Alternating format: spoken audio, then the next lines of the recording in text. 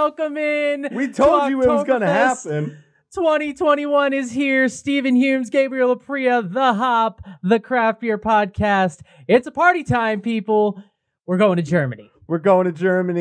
But like in our own homes. We're celebrating Oktoberfest. We are very excited. We told you guys this episode was coming, and here we are. Steven's got 2 beers. I've got 2 beers. We've got a whole lot to do. Bunch of news and notes. Bunch of breweries to talk about. Bunch of fun events at Oktoberfest. Me oh my. And I found this hat, and it's like the closest thing I'll get to the German typical hat, so I'm wearing it. So here we go. I feel festive. We say every week that we have a jam-packed episode, but like we literally have stuffed so much into this episode that nothing else could be stuffed into it. We're pumped. We've got a lot to do. We're doing what we did last year. We got 2 of the OG original can only be served at Oktoberfest beers, 2 of the 6. And then we have some from America that are comparable to those. So we're going to do that. We have the news and notes. We have all that stuff. But it's Oktoberfest time, people. It's going on through October 3rd. So we're still in it now. So if you haven't... So Prost it up. Ozaft Tis, indeed. And here we go. All I know is Prost. Ozaft Tis means it's tapped. And that's what they used to say back when... There we go. Back when we did this live several years ago. But hopefully next year you'll be able to get back in the tent. This year, Oktoberfest didn't happen. So we're doing it our way in our apartments. Yeah. So I'm pumped. I'm looking at the beautiful, beautiful glowing stein of beer in front of me, and we're diving into it. So it's a good week to connect with the Hop. This is party time at the HO Podcast, Instagram, Twitter. Find us on YouTube. Find us on Facebook. Send us an email, thehopod@gmail.com. Anything like that. I don't know. I don't have much to say, Gabe. I think we should just dive into it. Right now, here we go. Oktoberfest, let's do it. Beer news. We're just going to run through it. There's a lot going on. And there is a lot going on. I feel like... Yeah. I was kind of hoping it would be a light week in beer news. Yeah, right. We just kept finding stuff. It's like, and this, and boy. this.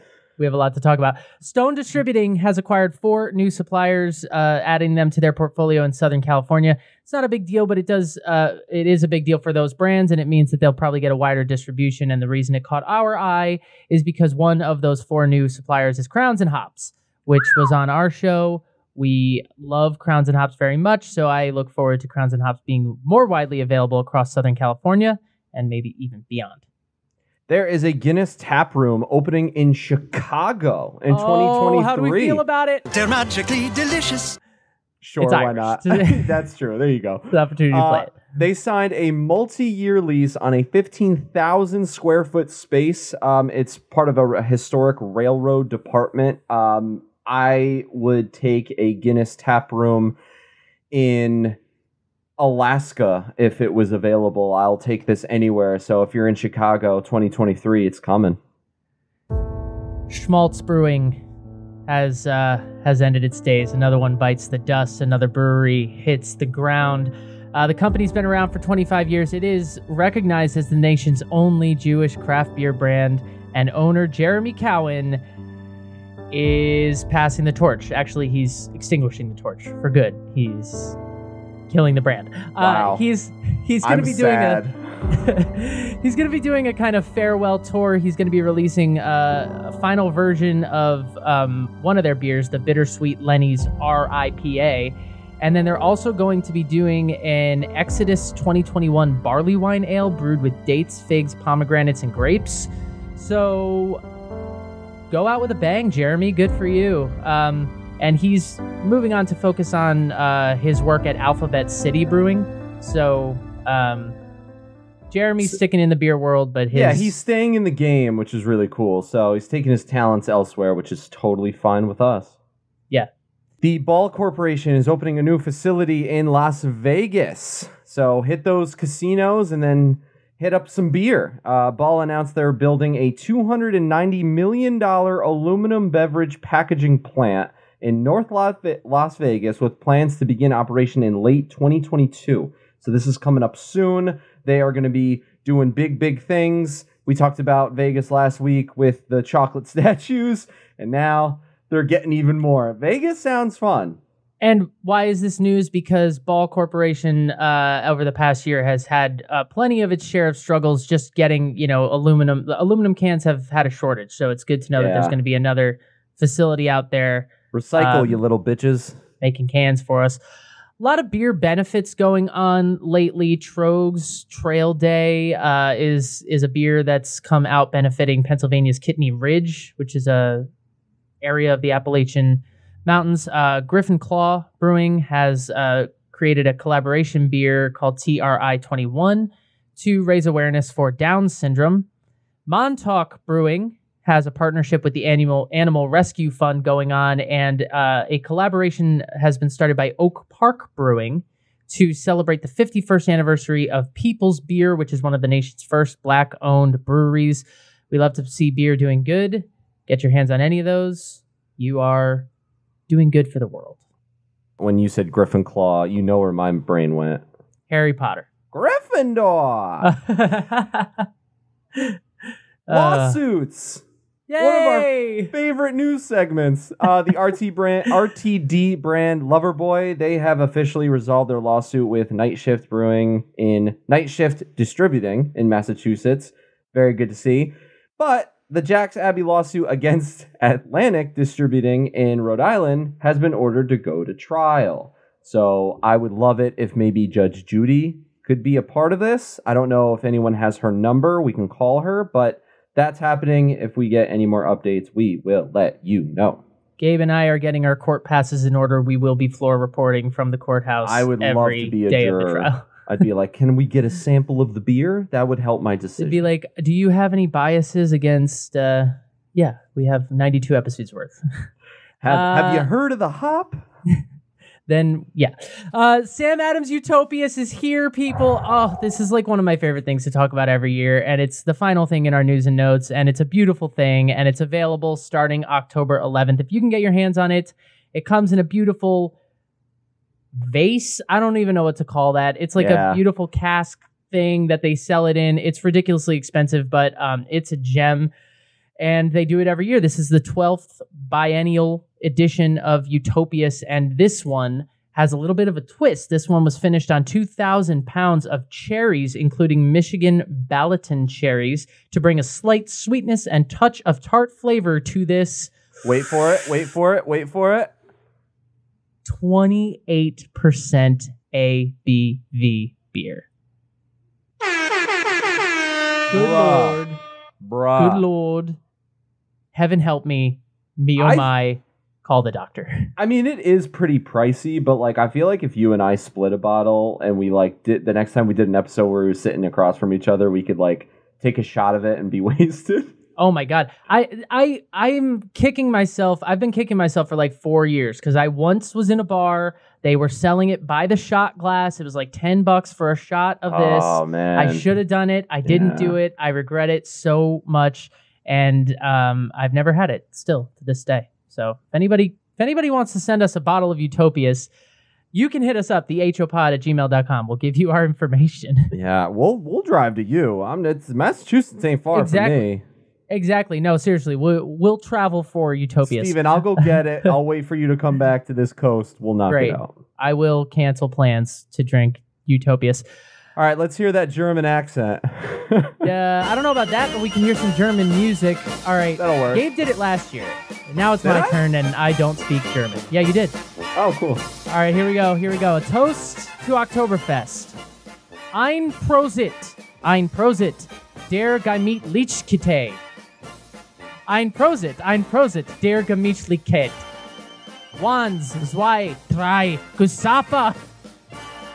Scheintine trinkt aus. All right, I don't know if I'm pronouncing it right. I'm probably fly. You gotta Here's yell. What it means. You gotta be angry. Here's what it means. It means a toast to cheer and good times. A toast to cheer and good times. 1, 2, 3, drink. I poured you one. Drink up. And now this is serious. This is important. I close with a quote. Prost ihr Sack, which I shit you not, means cheers, you ball sacks in German, and apparently they say it at Oktoberfest. So. Yes, I want that on a t-shirt. My next Oktoberfest t-shirt is going to have that on it. Toast, you ball sacks. Damn, all right. Okie dokie. We're having a party here, people. Ooh, let's do it. Ooh. Yeah, basically Oktoberfest, it happens every year in Munich, and if you want more of the history of Oktoberfest, we did talk about it last year, but basically it's an event that dates back to like, I don't know, the 1400s? Yeah, it started is, kind of like with Bavarian royalty and beer, and it started as kind of like a small little festival, and it kind of just grew and grew and grew, and now... If you're during September, when the first day hits, if you're in Munich, if you're not even in the area, you're going to celebrate it in some way, shape, or form. It is one of the biggest, I'm going to call it a holiday of Europeans in the world. So it's a festival. Contrary to the name, most of it actually takes place in September. It typically starts on around the 18th, 19th, somewhere in there, and it goes through like 3rd, 4th, 5th. Of October. This year it goes until October 3rd. There are 6 breweries, Munich breweries, that are allowed to brew the official Oktoberfest beer. They're the only ones that are allowed to serve the beer at the festival, and the festival has all these tents, like the one that's behind me, and each one of the 6 has their own tent that, where they serve tons of beer, and as you can see behind me, all these people look delightfully happy as they drink beer. It's a big, big event every year, and it brings in, tourists from all over the world. It's we miss it. We want to go very much. But I just want to go and see all the waitstaff carrying 25 steins at a single time. I think that's pretty incredible. But the bar wenches. I misspoke. I need to correct myself. The first Oktoberfest was a wedding, and it was in 1810, not the 1400s. But anyway, 1810. That's very different. Whoops. But that's what we're getting into. We did the research. We're just we just want to drink. That's kind of where we're at. So we wrote down the research and didn't read any of it, obviously. Pretty much. Yeah. All right, Gabe, you ready to do this? I've been ready all day. Great. Here we go.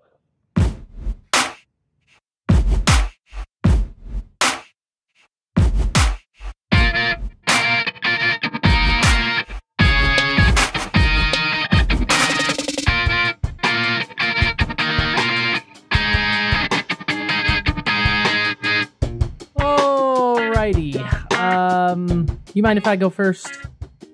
Yes. No, go ahead. Yes. All right, here we go. I'm going with Hacker-Pschorr. I am not sure how to say it, but Hacker-Pschorr Oktoberfest Märzen. Now, they are one of the 6, like I said, and they are distributed in America by Paulaner USA. So last year we did Paulaner, another one of the 6. And we can mention the other ones if you want. One of them is the one Gabe's doing, which is Hofbräu. And then there's others. But I'm drinking their Märzen. So basically, Oktoberfest originally, the beer was originally a Märzen. And the reason it was brewed this way is because they couldn't brew beer during the summer or something like that. So they had to brew it in March. And then it would kind of get stored. And then they would bust it out in September to drink it, right? So the original beer is a Märzen, and then ever since then, they've developed this other kind of beer called a Fest beer. Last year, Gabe and I did Fest beers. The Fest beer is a little bit higher ABV, similar kind of thing, but it's lighter in color. The Märzen, as you can see here on YouTube in my beer stein, is a dark amber copper color, okay? That's a heavy-ass glass, too. Holy damn. It's super heavy. It's super big. It's very hard to negotiate with the microphone.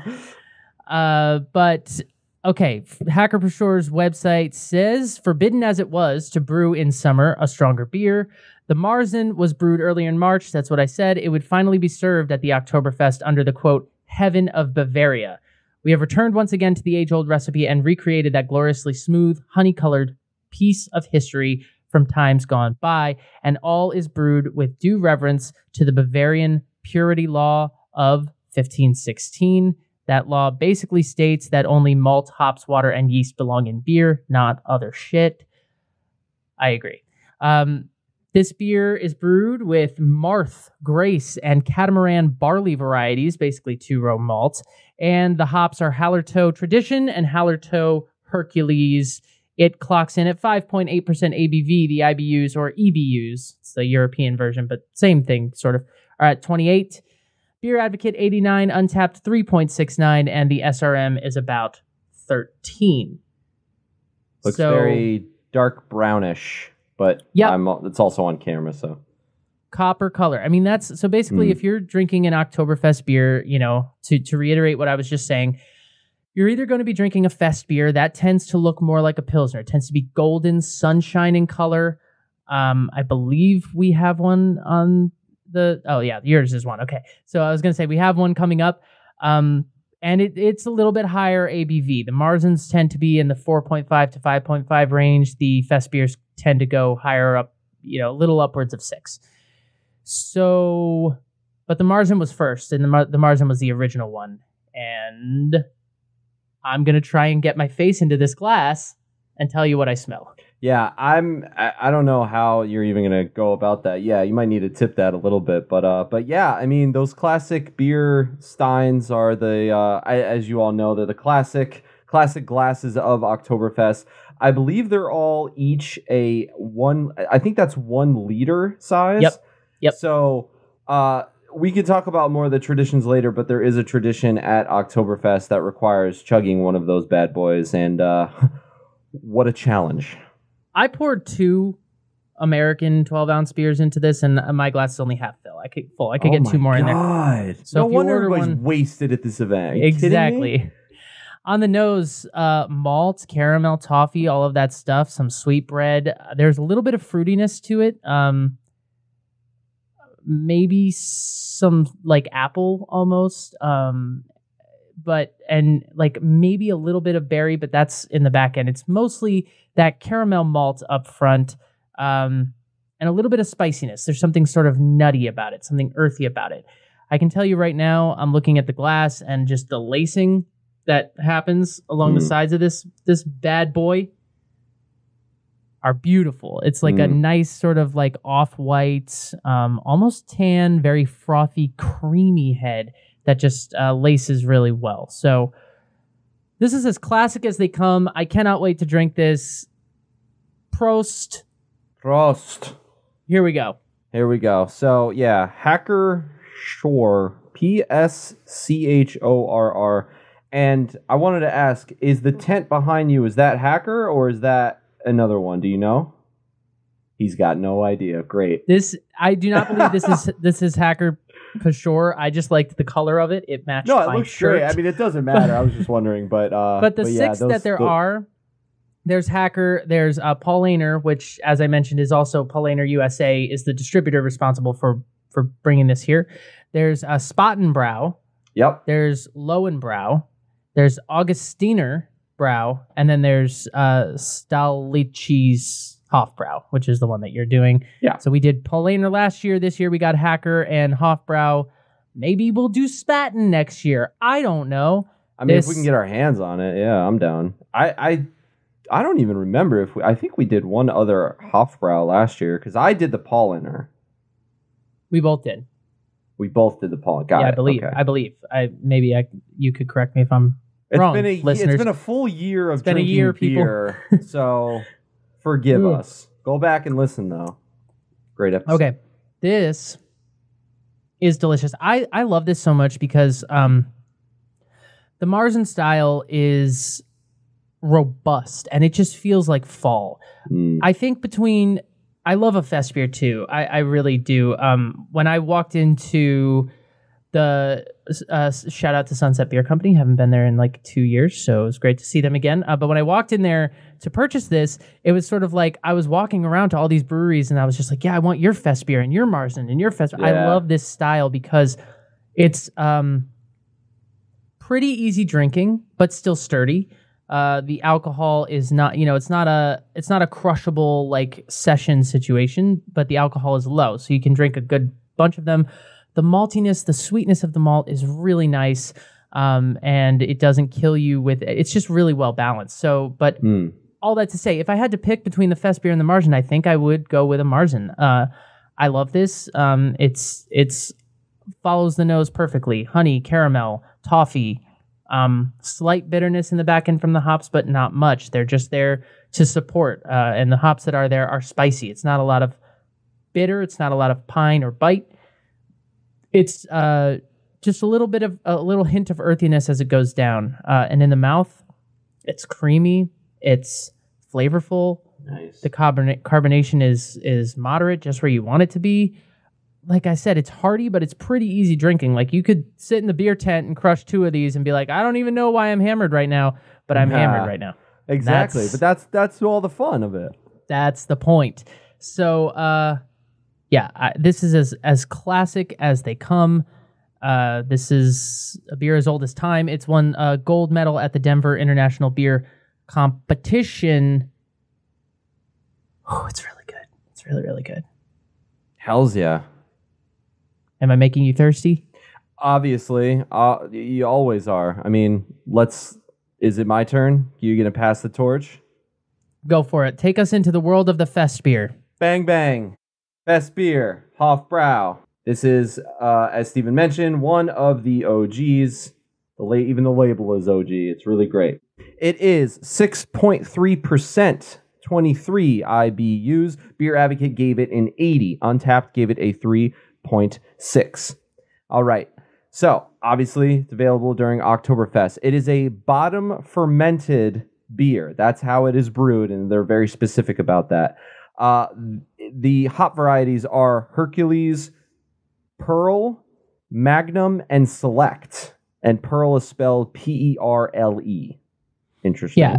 And I guess we should say all of these are bottom fermented beers. These are lagers. They brew at cold temperatures and they're bottom fermented. So if that wasn't clear before, right. They all are. It's cool though, because like on the website, ideal drinking temperature, 7 degrees Celsius. You do the math. I'm not going to. The malts are light barley malt and Munich malt. The color, they describe it as a fine, shiny, strong golden hue. And I would completely agree with that. It is see-through. It is light. It is, on the SRM chart, I would probably put it around like a 5-ish. So I have a mini Stein. Steven's got the big guy, and I unfortunately do not. But I got my mini Stein here. But, I mean, we say it all the time. I have the beer emoji. That is the same. That is the color. That is the glass. It's got a centimeter thick white pillowy head. Stickiness is just so present and so there. I am very excited to drink it. I should be drinking it in a tent. I am unfortunately not. Quote from the brewery. Hofbräu Oktoberfest beer is a full-bodied, bottom-fermented specialty beer with its fine hoppy aroma. It's perfect alongside a classic Oktoberfest roasted chicken. Say less, sign me up. Excited. Yeah, I mean that's I feel like last year what we did was Fest beers and that is I just love that we're doing it this way because we're really getting to showcase the two ends of the spectrum of what you're going to be drinking at Oktoberfest. You are not going to walk in here and get some kind of double IPA or something like that. They will kick you out and say, "Go back to America." Cheers, you ballsack. This is what they drink because of tradition, but also because this was what they were able to kind of store all summer and keep when they couldn't brew after March. So yeah, but the Fest beer, as I said, it tends to be a little higher ABV. Like that's 6.3% versus my 5.8. Oh, yeah. The bitterness I think is a little bit lower in yours. Like your IBUs are at 23, mine's at 28. Yeah. So it's just a slightly different tweak, and then the color is really the main thing. And you said it earlier, it's kind of got like a Pilsner type of vibe to it, and I would kind of agree with that. I mean, right off of the nose, it's very malty, it's very grassy, it's very earthy. There's like a doughy, biscuity type of deal to it. When I was studying abroad in London, the Europe's got nice biscuits. Don't take that out of context, but let me tell you something. They got good biscuits. Does it? Yes, and this has like a biscuity smell to it. So I'm very excited. So here we go. Prost. Prost. yeah, that it's such a delightful beer style. It's just like it signals the coming of fall. Even if you're like out here in LA like I am, and you don't really have fall weather, it just makes you feel like cozy. It just makes you feel like the weather's getting cooler. Like I just want to be sort of like it just feels a little bit like it's a warming style. It's just a comforting kind of style. It's like the comfort food of beer. That kind of sucks for you. You don't have fall. Like, good for you. You don't have winter, but you don't have fall, man.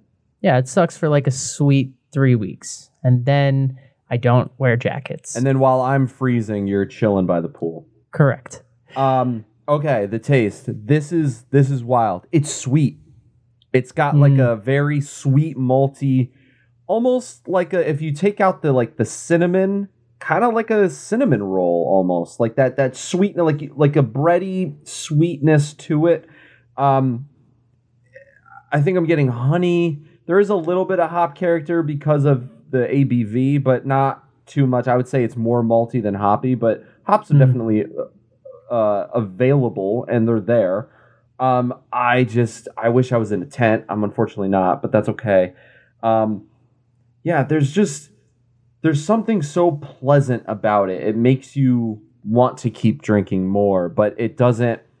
Very clean in the back end. Not, the bitterness is really not a huge factor at all. But it tastes very European. It tastes very lager-ish with like a side of Pilsner, but it's really good. I love the fact that this is one of the OGs because, I feel like if we were there, we would try to hit as many tents as we could. We'd probably...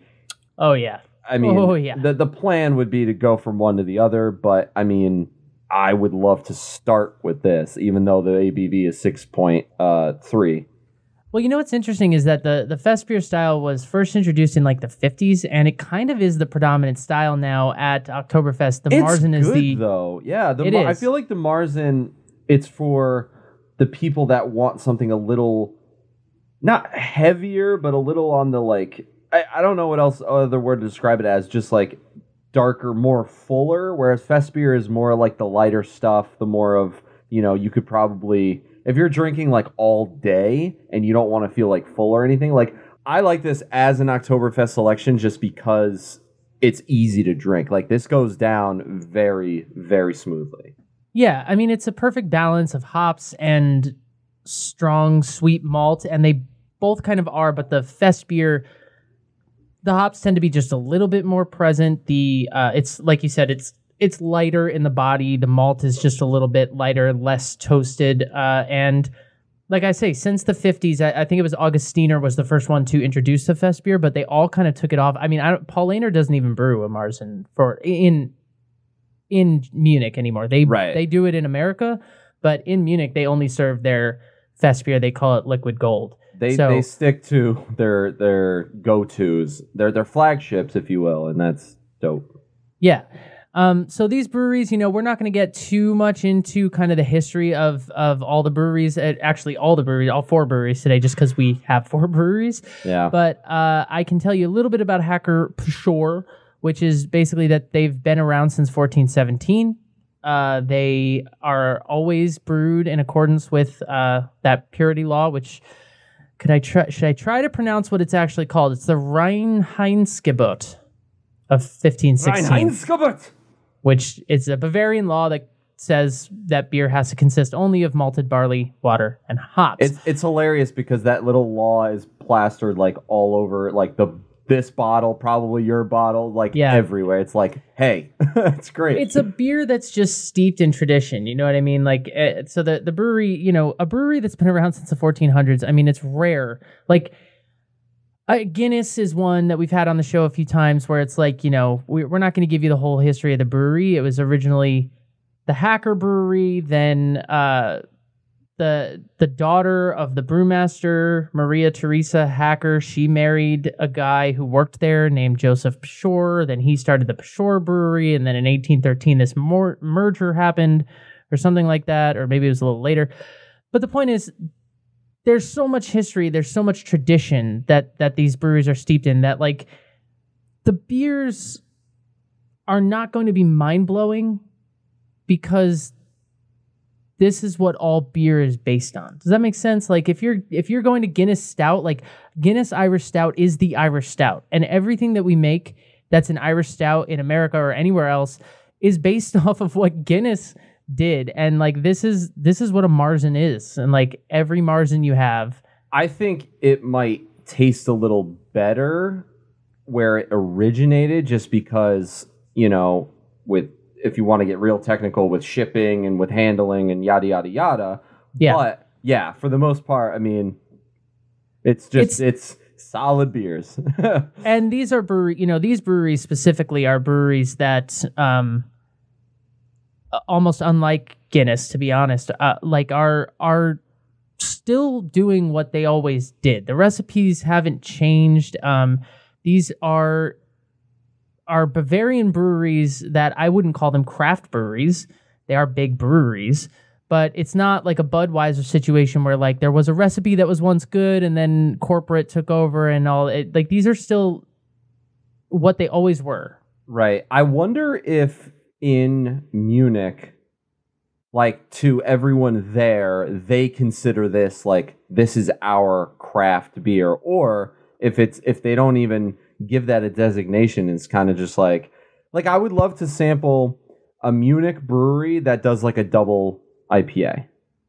Well, I think that it's more about distribution channels, and like a brewery that does, you know, like this brewery does thousands and thousands and thousands, if not hundreds of thousands of barrels every single year, and that is not a craft brewery. Just basic, you know, down to its base. I'm sure there are microbreweries in Germany and Bavaria, but these are not craft breweries, but they are still true to the tradition of what the beer is and always was.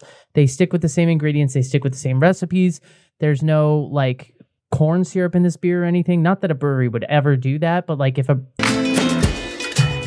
stay thirsty, my friends. But like they don't do that there. You know, it's not like Corona, which masquerades as a Mexican lager and actually is not. You know, that it's not that kind of thing. This is genuinely a German Bavarian beer style.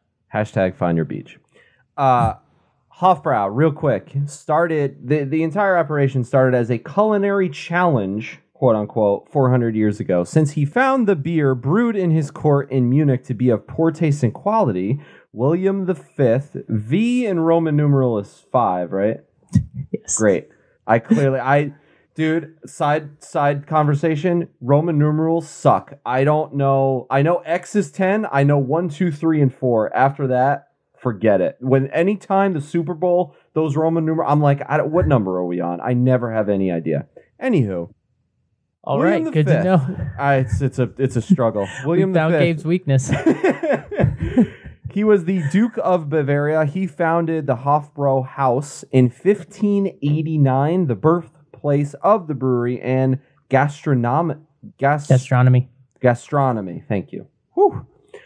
Today, it is one of 2 still Bavarian-run traditional Munich breweries. I thought that was really cool, very specific. So, Hofbräu is one of the OGs. Like they're still doing it the Bavarian way, and the Bavarian lifestyle, that's their thing. Hofbräu München stands for the passionate commitment to the city, its people, and the Bavarian lifestyle, tradition, and brewing craftsmanship. Amen. Hallelujah.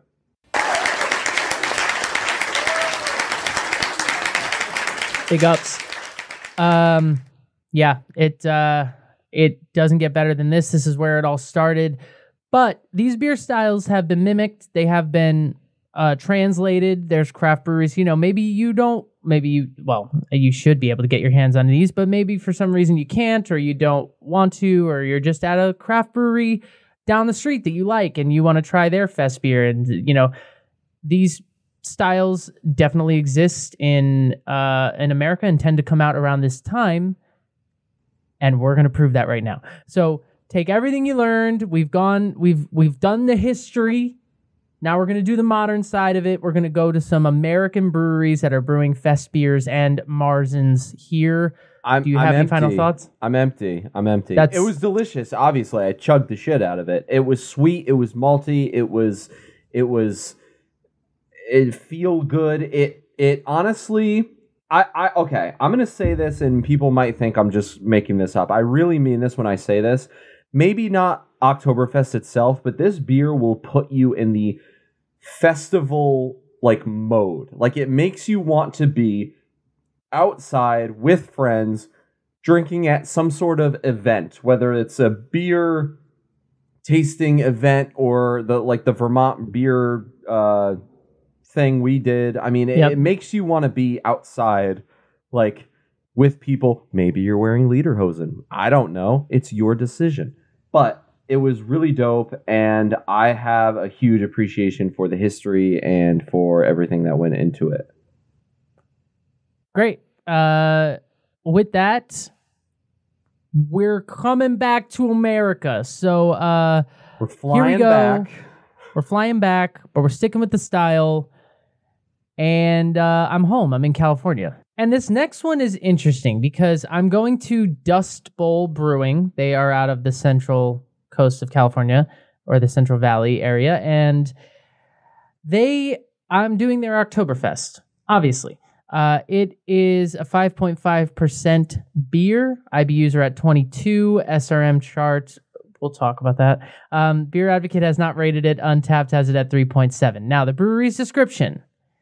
For this traditional German fest beer, we go back to when the brews were darker, but still so easy to drink, a malty classic. Now, there's a lot happening in that sentence. They say that they call it a fest beer, but then they say we go back to when the brews were darker, alluding to a Marzen.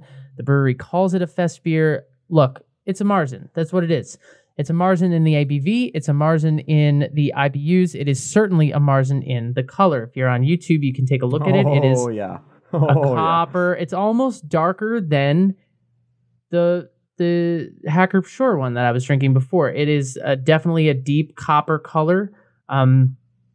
Toffee, almost ruby. There's like a reddish hue to it. Dude, we've said it so many times, but that color beer, every time I see that, it just makes me giddy. Yeah, it's beautiful. It's the color of toasted malt, which is very different from roasted malt. Toasted malt. I will say that this one poured with a little bit of a gentler head. The color of the foam is still the same. It's still that sort of off-white, but it's less creamy than the actual Bavarian one, and I don't see as much lacing in the glass initially, although it is a very full glass. So we will see, but I'm drinking this one out of a pint glass because, surprisingly, I only have one giant beer stein to my name.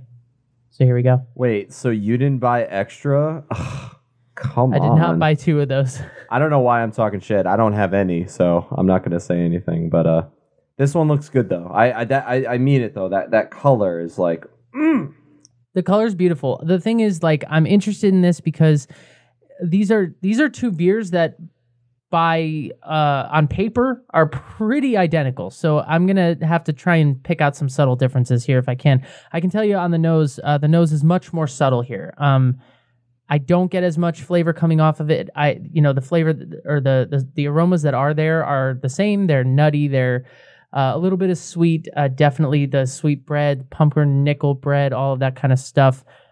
Some hay and straw, no hops. I don't get as much of a fruitiness on this. The last one had sort of an apple, sort of maybe some berry on the nose. This one does not. It's much more subtle. When you get a moment, can you show the sexy folks at home what the can and or bottle looks like?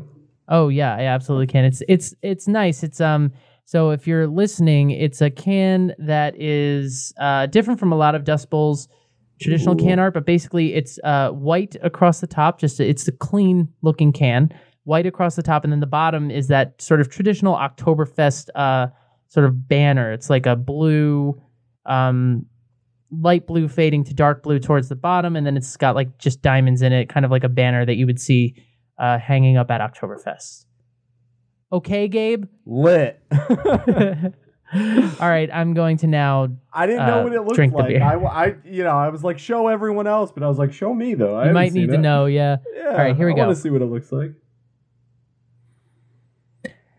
This is interesting. He hates it. I'm trying to put my. Let's wrap it up. Let's go.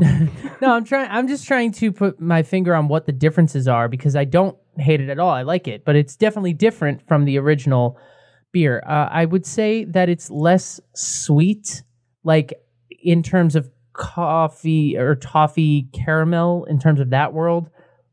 However, I do get more like fruitiness off this. I would say berries, almost cranberries. If that's weird, but that's what came out. That's cool, though. Definitely spicier. Definitely getting more of those sort of spicy hops. I'm assuming the hops that are in here are probably along the same lines, Hallertau, that kind of thing. It is less creamy than the original one, but still a creamy, smooth, drinkable beer. It's more carbonated than the other one, so I would say it's a little bit more fuller bodied. It's a little bit more robust. I mean, the other one is too, but the other one is a sweeter, more like you're at the bakery. This one tastes more like a beer, more in the world of closer to the world of like a red ale, but it's a lager. Ooh. But it's very good. I'm nitpicking because I'm trying to find differences between the two, right? But Right. They're both very good, and this is a really good emulation of what the Märzen style is. If I had one critique, it's not a fest beer, it's a Märzen.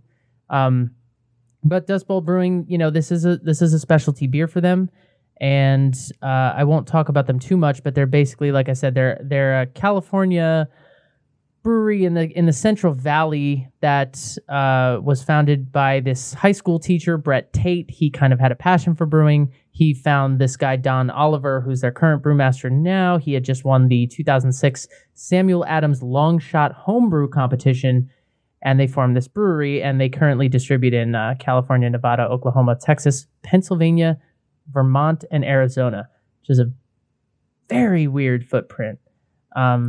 He said, screw these kids. I don't want to teach them anymore. I want to go brew beer. My hero. Like California, Nevada, Arizona, I'm with you so far. Oklahoma, Texas, okay, we're moving east, and then it jumps to Pennsylvania, Vermont. Good for y'all, but they're based out of Turlock, California. They currently have 3 locations in terms of brewery tap rooms, but they're working on a 4th. I would get into them more if I could, but I can't. Maybe someday they will have their own episode of The Hop. For now, it ain't about that. It's about Oktoberfest. Y'all made a good Märzen.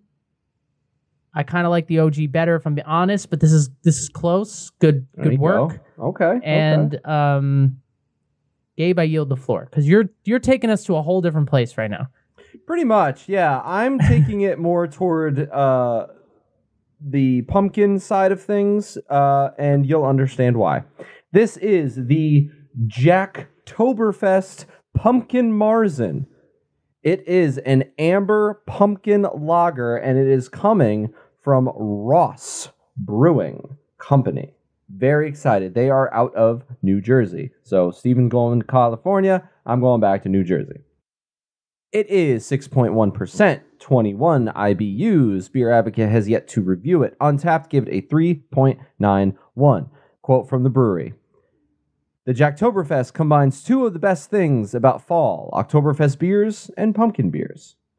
It's brewed with Munich and caramel malts, a tasty combination of fall spices, and a generous serving of pumpkin.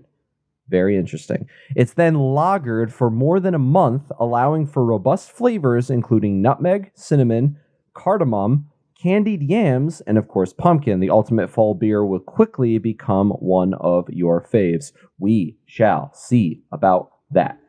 On the SRM chart, my beer is very similar to Steven's. It's in that amber, copper, reddish hue, and as I've mentioned 4 times now, I love this style. I love this color. I know I'm going to love this beer. So I would probably put it between like a 13 and a 15 in that category-ish. Not a lot of lacing. I filled it pretty all the way to the top, but not a lot of lacing. No real head retention. There's like a ring around the glass, but that's about it. I'm going to do a little sniff here. I would like it on record that if you busted this particular beer out at Oktoberfest, you would get kicked out of the tent and probably slapped a few times. Oh, I was going to say hanged, but slapped works. Yikes. By a bar wench with a glass in her hand. But we figured, there will be a pumpkin beer coming up because we have tradition here on the Hop, and that will happen eventually. And when it does, Gabe's just dipping his toe in that world a little bit. Absolutely. This hybrid thing. And I will admit, I started with a fest beer. I wanted a Marzen. This caught my eye. It's pumpkin. It's Jacktoberfest. It's an amber pumpkin lager. That I couldn't say no to this. So yeah, I got started a little early on pumpkin episode, but I guess I'll have to drink more. Yeah. Anywho. Right off the smell is the yams. I'm getting yams and not much else. I'm not really getting pumpkin off the nose. I got to be honest with you. Like vanilla, maybe coriander. I don't know, but when we talk about pumpkin flavors, I feel like what people love, people don't love the flavor of pumpkin. People don't. Yeah. Carve a pumpkin. Do you want to eat that shit? The seeds and stuff that comes out of there? No. Oh. People like pumpkin spice, which is sort of this vanilla, cinnamon, nutmeg, ginger, that kind of world. That's what pumpkin pie is. When I think of pumpkin pie spices, it's like that. Those sweet things, maybe some creaminess to it. Yes. So if you say you're getting more yam than pumpkin, I would say that's probably good. Because the smell of carving pumpkins is gross. All right. Off the taste. I got to be honest. I'm not really getting pumpkin at all. And I'm very surprised about that. I know it's a Marzen, but it says an amber pumpkin lager. I'm getting more of a Marzen style amber, for sure. Malty backbone. It's got real good sweetness, but it's not like pumpkin pie at all. I think it can be considered as fall in a glass. I would give you that. I think you should be wearing flannel, running around in red and orange leaves. I think maybe you even jump in a leaf pile, should you want to do that. It's got a lot of that spiciness, but it's not the spiciness of like a Belgian. It's like fall spice, autumn in that capacity. Maybe a little coriander, as I mentioned, on the nose, but I really like it. I think back end is very clean, I would say.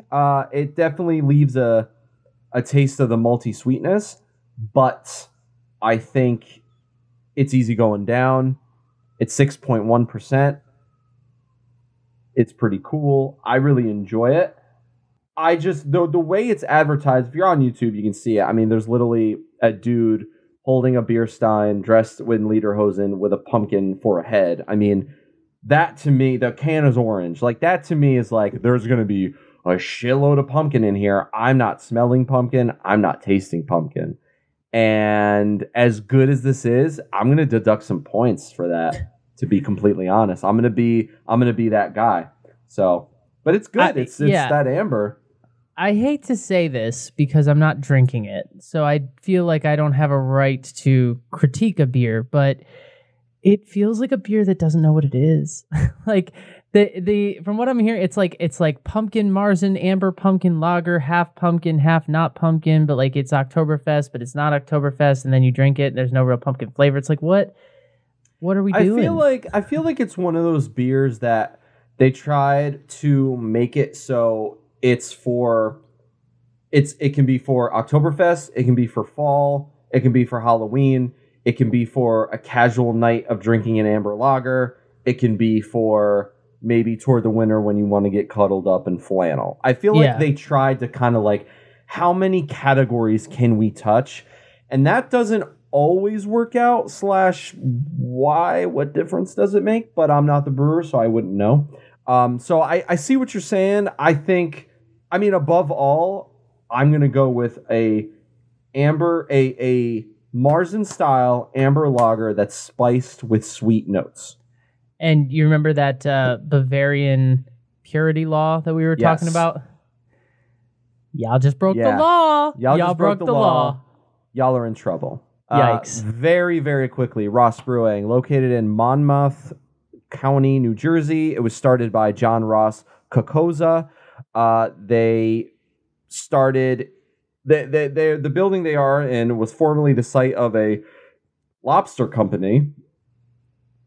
Interesting. Great. Why not? There's a lot of other information, but basically the company is developing fruity sours as well. They're very big into taking a style and kind of putting a spin on it.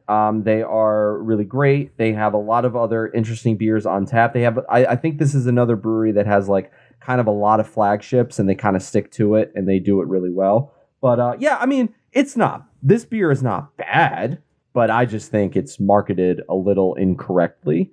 And yeah, we're judging it through a lens of, we just drank the OG Oktoberfest beers and now we're drinking other ones. And so I don't mean to shit on their brewery. Do we know, of course not. Do we know how old this brewery is?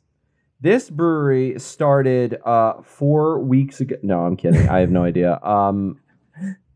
I unfortunately don't know that. I know they've been around for, I want to say definitely more than like 2-ish years, but I could be wrong. But they're young. They're young. They're young. They're young. Yeah. But they, like I said, they got a lot of good stuff. They're really doing things their way. And all of their logos are pretty much similar. Most of their beers, it's like the big font across the top of what the beer is, and then some sort of something below it. And for most of the core beers I'm looking at on their site, it's all like, it looks to be maps of New Jersey or lakes or something, but solid colors. I mean, they have a brand and they stick to it, which is cool. Love it. Well, that's all we have to say on that. We have to move on to our next segment when Gabe's tiny little man will come out. Oh God. Oh, okay.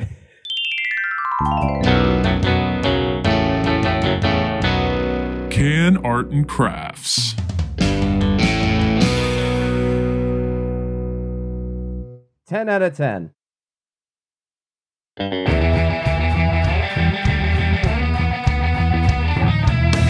All right, there we go. That's how you save time in an episode.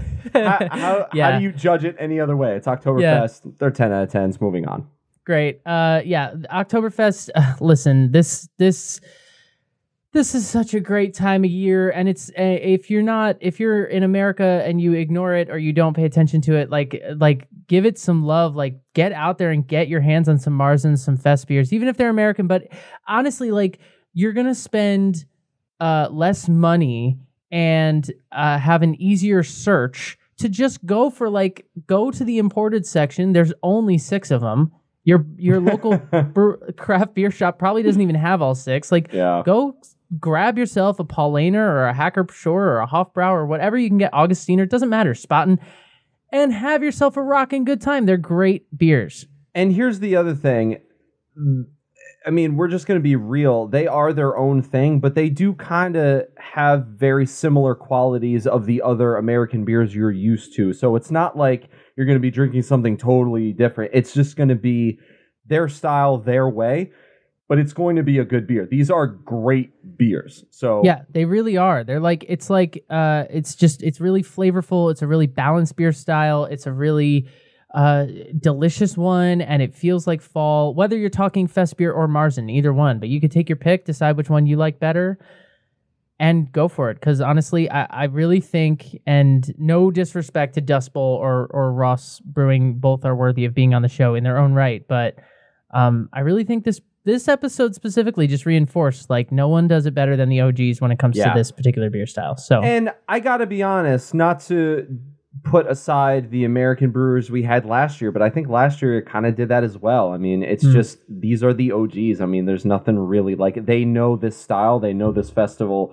they know this time of year. So, I mean, if you don't want to celebrate Oktoberfest, at least celebrate fall and the season changing and how nice it is. And I have yet to meet a person that's like, I hate fall, it's the worst. Like, I've heard I hate winter, I hate summer. I've never heard I hate autumn or fall.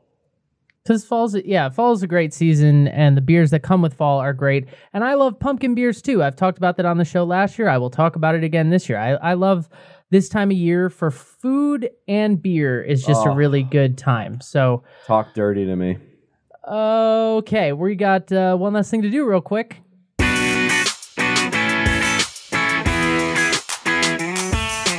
Last call.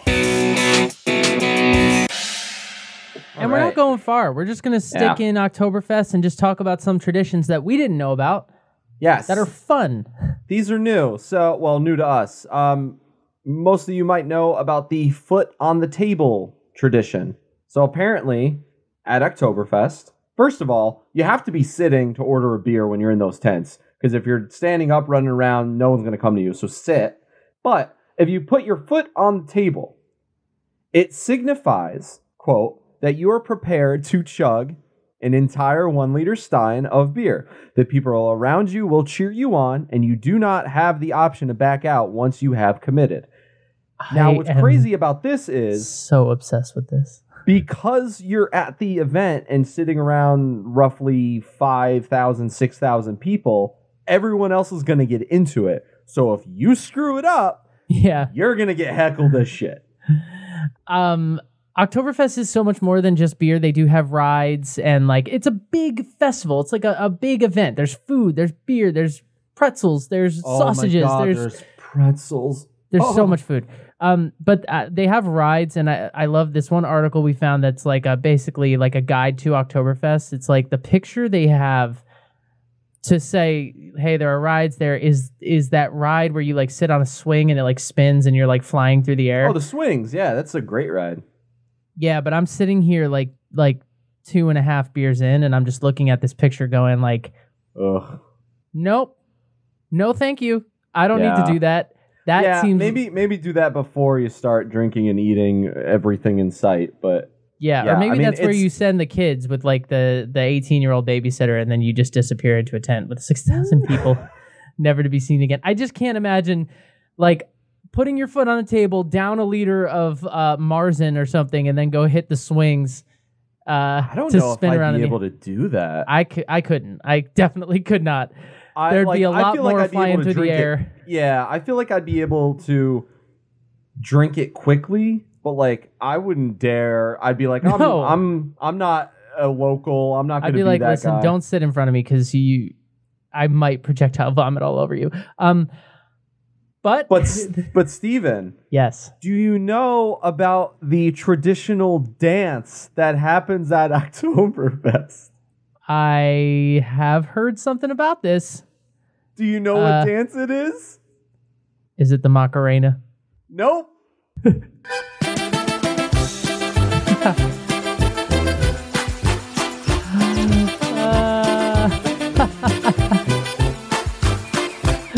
do the chicken dance over there. That's amazing.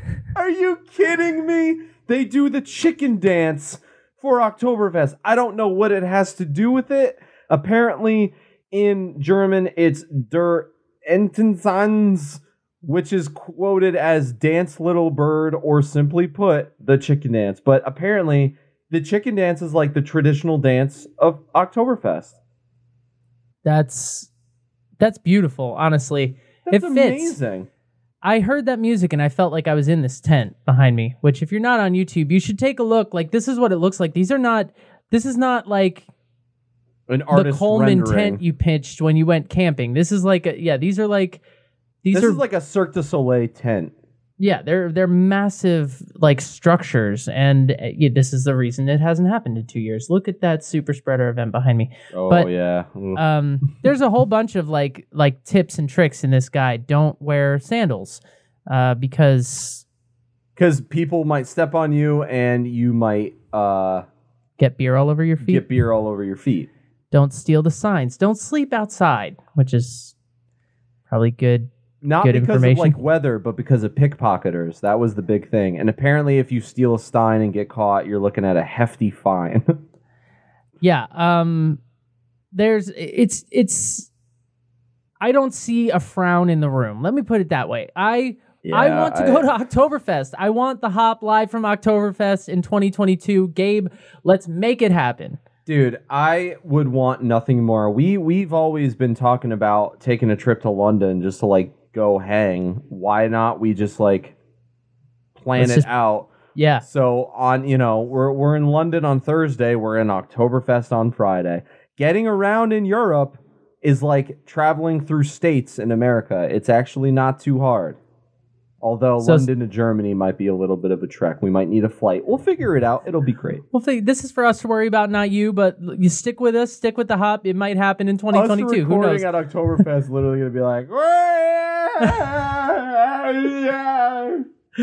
Just interview some German guy just hammered.